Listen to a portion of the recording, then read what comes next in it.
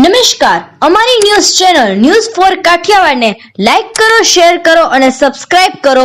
News for Kathiawad. નમસ્કાર.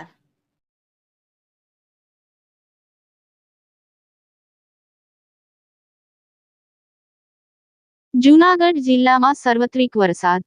જિલ્લાના કેશોદ, મેંદરડા, માળિયા હાટીના સહિતના તાલુકામાં વરસાદ. શહેરના માર્ગો તેમજ ખેતરોમાં પાણી ફરી વળ્યા. વાવણી લાયક વરસાદ થતા ખેડૂતોમાં ખુશી. સમગ્ર જિલ્લામાં હાલ વાદળછાયું વાતાવરણ.